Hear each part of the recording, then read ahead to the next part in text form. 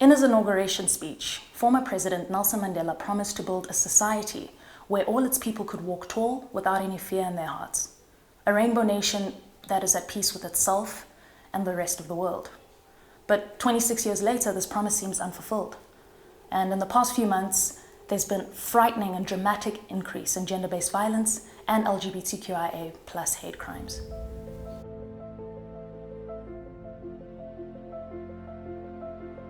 So we're back, Yes. and this episode is going to be quite a heavy one. We're going to be talking about gender-based violence and hate crimes of the LGBTQIA plus community. We have Nazley here as our guest. Nazley, can you please tell us a little bit about yourself? I'm Nazley Sharif, and I'm here today representing Safe Spaces NPC, but I also serve as a Member of Parliament, and I sit on the portfolio for women, youth, and persons with disabilities. I was elected last year. So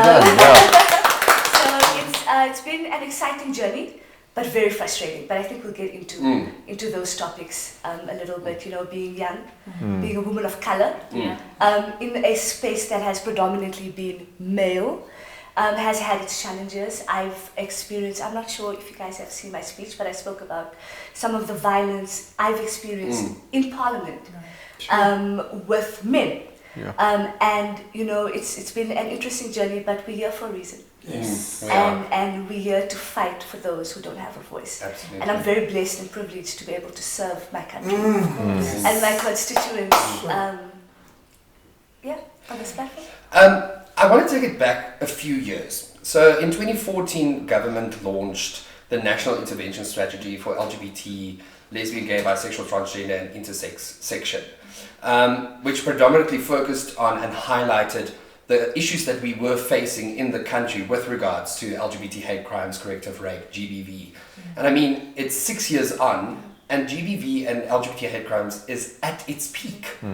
Why does it feel like there's not being enough done from government side? Because there isn't enough being done from government side. It's one thing to have an intervention. It's one thing to have a strategy. It's one thing to have a policy. It's another thing to implement it on the ground. And with implementation means budget, it means resources, it means staff capacity, and oftentimes government is so bloated that people in those offices are doing nothing. So I'll give you an example. I sit with women, youth, and persons with disabilities. Their mandate is supposed to be representing gender, women, members of the LGBT community, young people, and people with disabilities of all types of people. And what they do is they are a mouthpiece of government. So they come to our committee and they speak about things like, this is what we've done. We've met our target because we had one public participation. And I'm like, and they had last year when I just became an MP, they had a LGBT roundtable. And I went there and the activists said, we always come here. It's always the same thing. We come, we tell you what our issues are. In fact, we give you solutions and then nothing happens. And then next year, 16 days of activism, you'll call us back to tell us what. You don't even give us an update of the work you've done. So I do feel that government does not, if you feel it doesn't take it seriously, believe it. Because they don't. As somebody who sits on those benches, when we speak about the LGBT community, some people can't even pronounce the acronyms. You know, some people, we had a youth parliament and one of the guests corrected their pronouns and they were like, please call me they or them. And the MPs in the room who are older, and I'm not ageist, they laughed. They laughed because they were like, oh, ha ha ha, we don't understand. And I got really upset because if you don't understand, educate yourself. But I mean, they are in positions where they are supposed to exercise, you know, these things, and it feels like they're just blatantly ignoring it and being arrogant and ignorant. Because you're a representation of this country, and we are a part of the country. Absolutely. So are you basically telling me that they're doing all these things just for a tick in a box? Absolutely. And I say this without fear or favor. Yes. I say this without fear or favor because I'm there and I see. So when they come to our committee and they speak about gender-based violence, we have to ask them, what about the LGBT community? What are you doing to make their lives easier? What are you doing about the trans community getting their IDs at home affairs or getting hormone injections at an affordable price or going to report a corrective rape at the police station and the police taking you seriously. This is government's responsibility. Can I also say, just on that matter of transgender, there's only one facility in South Africa that does transgender reassignment surgery, and that is Groote Hospital in Cape Town. Yeah. But the waiting list is 27 years. Correct. Yes, Serious? that's right. And and they only do 4 surgeries a year. And I mean, like, how is that progressive? Like, how 2020. how? Yeah. But then I just want to take it back as well, back to the LGBT community. So there's been, you can't open a newspaper or turn on the news and see of someone that has been a victim of this. I mean, for instance, Kervin Fortuin, Zwelinkosi Zulu, Smaga Diasi, just to name a few, but I mean, there's a lot out there. But it's not really being highlighted in the mainstream media. But we should be talking about this. Yeah. In fact, I would argue that it's not highlighted in government as well. You know, when we have debates around gender-based violence, when we have roundtables around hate crimes, and you know, to be honest, for me, the LGBT community fall within gender-based violence. It's not something separate. It's something all of us, you know, have to deal with it. So when we speak about GBV, we're speaking about all types of gender-based violence, and not only domestic violence or femicide, you know. And so when we speak about this in all our different spaces, especially at a national government level, we have to speak about what are some of the solutions that we can come up with. And oftentimes you find these solutions in civil organizations, in the NGO space, in, you know, spaces outside of government that work with government. And the thing is, it's not really their responsibility to take on this task. I mean, they're doing it because they want to do it. Well, they're also giving solutions to the Exactly, government. exactly. But they're giving solutions to the government, but the government is not following, taking it. yes, but are they following through? I would argue no. Nazley, another question. You know, black lesbians and trans individuals, they're basically Most being at risk. depleted. Yeah. And highly targeted in hate crimes. What is being done and what can be done? So we as a country, and I'm going to say this, I support the National Strategic Plan, because the National Strategic Plan is a plan that comes from civil organizations. So it's the plan to fight against gender-based violence and femicide. And in that plan, you know, because it came from the social sectors, you know, it has solutions. So one of them is to train police officers. Yes. Okay, not only SAPS, but also Metro police officers. Yes. Because sometimes the Metro will stop you and they'll harass you on the road. So that needs to happen. And we've been saying, guys, just train your police officers. Train them, take them to sensitization training. In fact, create jobs. Give it to the NGO sector. Yes. That's what we say. Let the NGO sector train these police officers, nurses, teachers, advocates, people in the courts, because remember the justice system is also failing us. So not only are we being failed on a government level, but we're being failed on a justice level, because in South Africa we have a separation of power. We have the justice and then we have the government. What about, you know, looking at hospitals? You know, looking at nurses, the thing you said about Groote, that's a problem. Why isn't maybe a hospital in Gauteng doing it, or a hospital in Eastern Cape? At least the big provinces have access. And access, Tina, is one of the most important things that we have, that we should have as anybody in any country, because when we have access to information, we have access to education, we have access to healthcare, we have access to safety, then maybe we'll start seeing a change in this country. But Tina, let me tell you, if we don't start changing the mindsets of people around us, It's never going to change. nothing's going to happen, because we keep perpetuating the same thing. You and 2 of your colleagues created an online platform called Safe Space RSA. Please tell me a bit about that. So we are in government. So my colleagues are councillors in the city of Johannesburg, and I'm in Parliament. And we work in the gender-based violence, in the gender space for a very long time. I've been in politics for 11 years now. I know I still look. Just saying. And when I was elected in 2014, I was 24 years old as a first-time councillor. But in 2016, I was elected as the chairperson for gender, youth, and persons with disabilities. And it was in this role that, we started really seeing some of the issues and realizing that government has, its limits.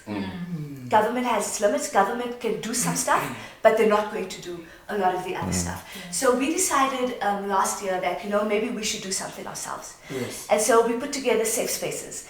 So Safe Spaces is basically about reclaiming our spaces back. So we have Chalk It Up events, and I'll invite you guys to the next one because it's so much fun. So what we do is we find spaces that are notoriously dangerous for women in the LGBT community. So we'll go to a taxi rank, or we went to the Oriental Plaza. But this is not just limited to women in the LGBT community, it's everybody. We need everybody, Shenay. It can't be a group of us fighting for something. We're going to walk straight into the wall. We need allies. And we need people to come on board and work with us. So this is for everybody. Okay. And so what we do is we go into these spaces and we take chalk and we write messages of hope. We write stories of crimes that have been committed. Sure. And in the area. In the area. And it looks so cool because when you walk past it, you just see all these words and these beautiful messages. It's cool, but it's also heartbreaking. Yes. Yes, to see all these crimes that have happened there. Absolutely. But the awareness it brings, because normal people walk past. What are you guys doing? Can we write a message? And we always encourage comment, because the truth of the matter is, Jaco, everybody, I know, everybody knows somebody who has been a victim. Absolutely. If not yourself. And so we all have to play that role. So that's the Chalk It Up events, and we do it as a way to get information out there and create awareness in the area as well, identifying the spots, so almost calling it to shame, bring it to light. This happened here, so take responsibility of what happened here, and we as people now can be educated and more aware that when I walk in the space, be aware this is not a safe space. What does government do with those spaces? So they know about the space. What do they? So a lot of these spaces are, I wouldn't say they're government spaces, right? So it would be a restaurant, for example. It would be a bar. It would be a church. It would be any space you can think of. Any space, okay. Even your lounge is a space where abuse happens. Absolutely. And so we take those spaces and we reclaim them. So it's not necessarily public spaces like a park. It can be any space. It can be any space. Okay. It can be any space. And we're saying we are reclaiming it because it's ours. Yes. We have every right to be here, and we're not going to allow anybody to tell us otherwise. So on our website, please visit our website, Safe Space RSA, and on the website is a map. And so say, for example, I go to a restaurant, and I was harassed, or I was shown violence. And when I speak violence, I don't speak physical violence. Violence is a manifestation of different types of things. Yes. You get emotional violence, you get verbal violence, Yes. you get looked at in a violent manner. You go onto the website and you tag the space. You tag it and you say, I have been harassed here. Yes. And so when I want to go to Shenay's bar, I look Which I on don't it. own. Just putting it out. As an example. But if you did, But if I did. and then I would look at the space and say, okay, I want to go to this place and check it out. And it'd be like, oh, there was an incident here. Yes. I'm rather not going to go there. What that does is it gives responsibility to the owner of the establishment Yes. to ensure that it's safe. Yeah. Yes. But can I just add on that with regards to safe spaces? There's very few safe spaces for LGBT people in South Africa. And even when it is an LGBT space, we have heterosexual people coming into our space, Yes. forcing us to retract and not be ourselves. Yes. But we can't go to heterosexual spaces And because be And be ourselves. because then a hate crime is bound to happen. So we need to change that narrative. And again, like you say, we need to claim our spaces back. We need to stand up for ourselves. We need to be like, this is our space. This is where I feel comfortable. Yes. And you need to respect that. Absolutely. Yeah. But we can't do it alone. No. This is what it's all about at the end of the day. It's about understanding, okay, if the government is going to fail us, that's okay. And here you are taking the initiative now and saying, Okay, we will then do what we have to do to highlight the areas. Now the movement continues that now it takes us to join you on your event and come and also write notes for on the chalking board so that everyone else present can also. So I think at the end of the day, it really is like when Shenay started the show, the ripple effect. You know, that this is a movement. That the reason why we are doing these things is because in this country we are not safe. You're not prioritized. Yes. I mean, you hear about farm murders and you hear about Black Lives Matter, and those are all valid movements and questions and topics that need to be addressed. But the LGBT community is always thrown on the back end. We hardly ever get recognized, especially in higher government, institutions. I mean, we have Parliament laughing at people pronouncing or wanting to be addressed as a them, or you're like, sorry. And what? it starts at the top. If you at the top don't believe it, your people working under you, it's not going to filter It's the through. power. Here's a thought. I was speaking to a young lady who was sharing a tweet that she had read, and it actually broke me, and I shared it with my mother as well. And the tweet said, imagine, and this is to do with gender-based violence, imagine that all men had a curfew at 9:30 and women were allowed to do anything. I read that. At that time, like after that time. And the comments were heartbreaking. Some of them would go for a walk. Just go for a walk, Jaco. Yeah. And That you see, is that the is, country it's a we live basic in. thing. That's like that's not even a human right. That is just a thing that you should be able to do without the fear of being attacked or being, a victim or anything. Just going for a walk. Yeah. And I mean, that brings questions of why is our society so violent, right? Because if we're going to deal with the symptoms of violence, we have to understand where it's come from. And honestly, being in this field for such a long time, it's such a complex issue because why we are so violent, I do believe in generational trauma. I do believe in it. And I do believe that it's in our DNA, and we as individuals have to start making different choices. That was why we have to break the cycle. We have to break this generational cycles. We have to break mental cycles. Absolutely. I mean, this is what we have. I mean, I'm from a colored community in Port Elizabeth. You know what I'm saying? Like, I had to break many cycles to become this Jodi that I am today. It takes work. It's an individual decision and a choice that you have to make every single day. But we have to. As individuals, we also can't be depending on government. We make a change. Yes. Someone else can you take action? It starts with you. We can have how many systems in place that says this is where the men must come to, and we're gonna change them. And what's that gonna help if we are not letting the person change themselves? And so, oftentimes, very passionate about it. Sorry, it happens with the conversation. Yes. Happens with the conversation. I can be sitting with somebody who has their own views on LGBT, and I can sit with them and be like, okay, let me hear what you're saying. Yes. Okay, cool. This is what I'm saying. Do you understand what I'm saying? Oh, you actually make sense. Because once we start speaking reason and logic, guys, equality is not something that's far away. And just another thought is, what are people saying when we're not in the room? When LGBTQI plus members are not in the room, when women are not in the room, are those conversations still being had? That's a very interesting question. I can't answer it for you because when I'm in the room, those conversations are always happening, even if it's uncomfortable. I have these conversations with my grandparents.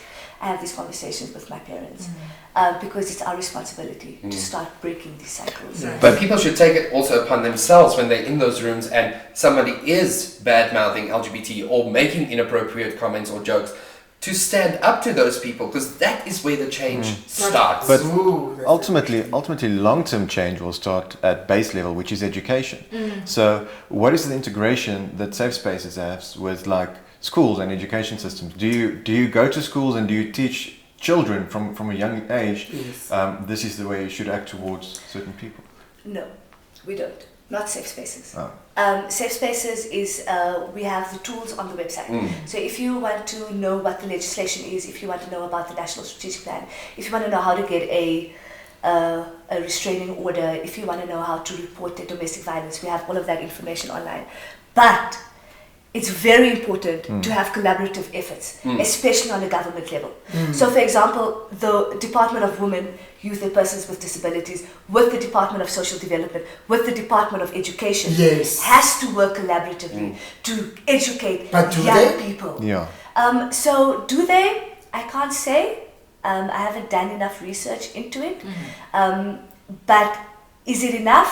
No. But why do you have to have one department working with another department, working with another department? That just puts so much red tape to get something on the ground. If you look at it in our scenario, but the way it should be, there shouldn't be enough red tape. We have to be collaborative. We can't do something without collaborating with other people. We won't get anywhere. So, for example, if we, so I've been saying we need better mental health facilities in schools, and I've been advocating for that. So that would mean health would need to work with Department of Education to ensure that there's psychologists, there's social workers at the schools. So it has to be a collaborative effort. And yes, there is too much red tape. But us as young people, we need to start being more participating in the processes of politics so that we can start taking those places. So what would happen if, just a quick question, but what would happen if someone marks a school as not a safe space? Well, then we'll go to that school, we'll deal with the situations, because I suppose we have those connections in, I sit with the Minister of Education, I sit with the Minister of Health, we're able to have communications, and we do have communication. We are able to have conversations, and that's something that's very good about our government system. Like, yes, democracy has its own issues, but we are able to speak to one another as human beings. And sometimes I can pull my hair out because, we as young people, we have different perspectives because we grew up in a different generation. I went to the first school that was multiracial.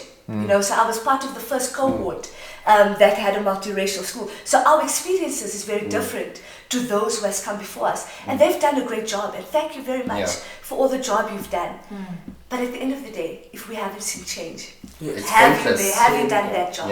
And let me tell you something. If 20 years from now, if I haven't made a change, I've failed in my job. If I haven't made it easier for the person who comes after me, who that person doesn't have to fight the same battles I have to fight, then I failed. Because I'm fighting the same battles those women who were fighting, we're still fighting it. And I'm not saying they failed today, I'm just saying. On that note, I just want to say thank you so much for coming to WQMD. You have shared a wealth of knowledge with us. I think it's really something that our viewers will resonate with. And what I'm taking from this is that it's never enough. You'll never reach a point where you're doing enough. You need to do more. We need to stand up. We need to speak out. We need to, as society on the ground level, create safe spaces for women, for LGBTQA plus individuals. It starts with ourselves. That's the only way we're going to break that generational cycle. We are the generation that needs to make the change. But then there needs to be repercussions. When you report a case, there needs to be repercussions to that person so that it's long term. Yes, that's where the justice system. And I just wanted to let you guys know, and I would urge your viewers, there is legislation that is out for public comment. Please go have a look at it and comment. Oftentimes people don't comment on legislation, and so it's just passed. And oftentimes these people writing legislation don't have the lived experiences you have. So please comment. Send it to me. I can follow it up. I am an ally of the LGBT community, and I will continue fighting in all the spaces. Nazley, from all of us here, thank you so much. Thank you so much. For many South Africans and LGBTQIA people, safety, justice, and the promise for a free country just seems light years away. It is our government's, our responsibility to create more awareness campaigns. We need to implement more prevention strategies, create infrastructures that allow us to be taken seriously. We need to have conversations. Dialogue needs to be had. And ultimately, a law needs to be put in place that protects its citizens in real life in the same way that it theoretically does on paper.